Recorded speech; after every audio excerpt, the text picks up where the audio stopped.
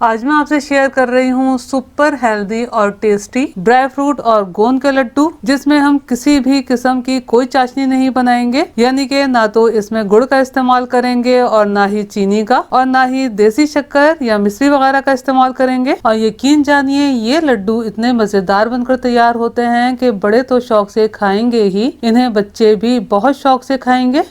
बिस्मिल्लाहिर्रहमानिर्रहीम। अस्सलाम वालेकुम फ्रेंड्स, उम्मीद है आप सब खैरियत से होंगे। मैंने देसी घी लिया है जो कि मैं मुख्तलिफ स्टेप्स में हस्बे ज़रूरत इस्तेमाल करूंगी। तो मैंने पैन में 1 टेबल स्पून भर के देसी घी शामिल किया है। लो फ्लेम पर घी गर्म हो जाने के बाद ये मैंने 100 ग्राम बादाम शामिल किए हैं, 100 ग्राम अनसॉल्टेड काजू, 100 ग्राम अनसॉल्टेड पिस्ता और ये 100 ग्राम अखरोट शामिल किए हैं। अब इन्हें मीडियम टू लो फ्लेम पर भून लेना है ताकि इसमें से मौजूद मॉइस्चर ख़त्म हो जाए और ये तमाम ड्राई फ्रूट क्रंची हो जाए।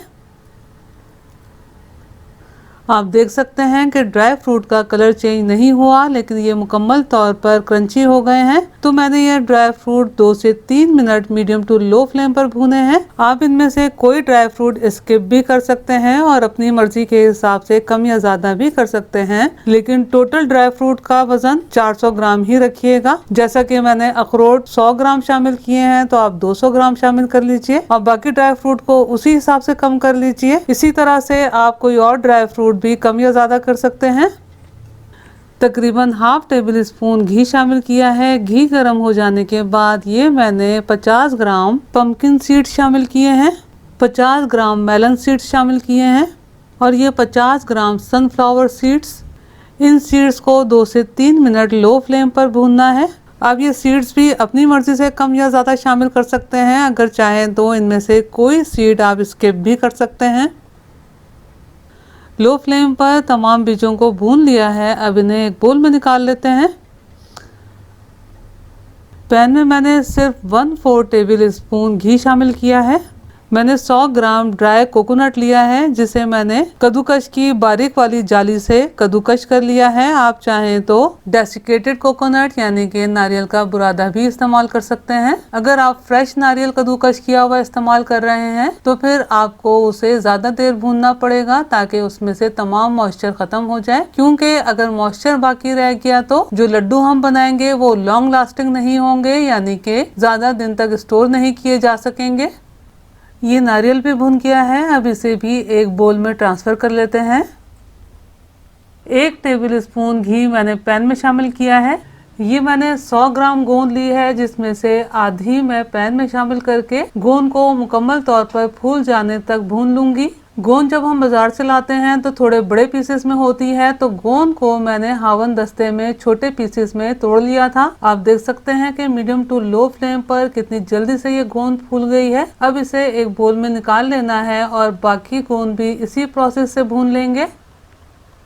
बाकी गोंद को भी भूनकर घी समेत मैंने बोल में ट्रांसफर कर लिया है।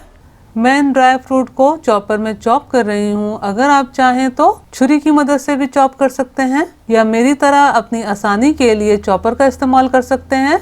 और ख्याल रहे कि ड्राई फ्रूट्स को चॉप करना है, क्योंकि लड्डू खाते हुए ये क्रंची ड्राई फ्रूट बहुत मजे के लगते हैं। चॉपर को ऑन ऑफ करते हुए मैंने ड्राई फ्रूट को चॉप कर लिया है। अब इसमें ये मैं फ्राई की हुई गोंद शामिल कर रही हूँ। अक्सर व्यूअर सवाल करते हैं कि कौन सी गोंद, तो इस गोंद को गोंद कतीरा कहा जाता है। गोंद शामिल कर लेने के बाद मैं सिर्फ 2 दफा चॉपर को ऑन ऑफ करूंगी, क्योंकि गोंद को भी क्रश करना है, पीसना नहीं है। आप चाहें तो गोंद को अलहदा से गिलास वगैरह की मदद से भी क्रश कर सकते हैं। अब इन ड्राई फ्रूट्स को एक बड़े से बोल में ट्रांसफर कर लेना है। अब इसमें बाकी अज़ा शामिल कर लेते हैं। तो ये मैंने नारियल शामिल किया है, ये तमाम सीड्स शामिल किए हैं। अब इन तमाम अज़ा को आपस में मिक्स करते हुए यकजान कर लेना है। ये तमाम अज़ा आपस में बहुत अच्छे तरीके से मिक्स हो गए हैं। अब इन्हें ऐसे ही रहने देते हैं।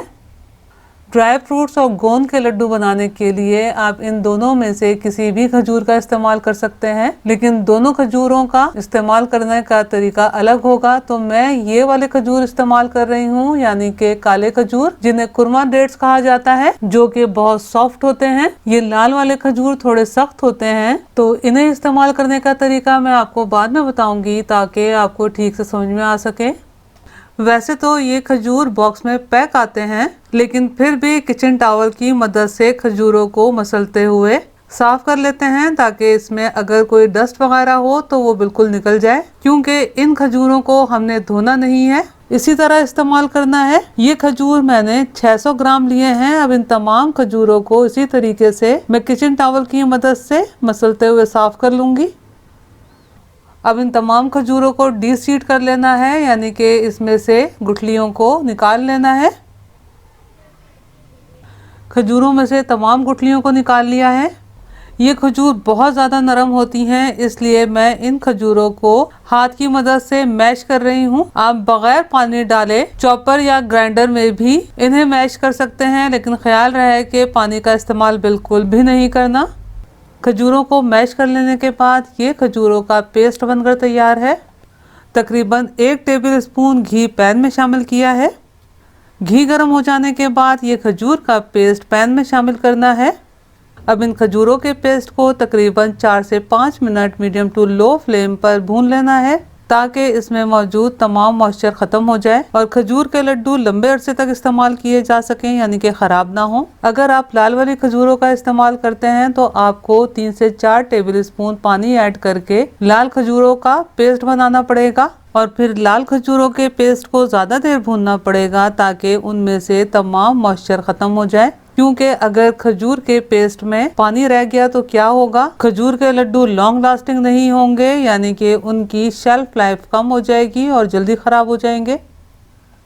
मैंने तकरीबन 5 मिनट भून लिया है। आप देख सकते हैं कि ये खजूर का पेस्ट डो की तरह सिमटने लगा है और तमाम घी को सोख कर लिया है और बहुत ज्यादा सॉफ्ट भी हो गया है।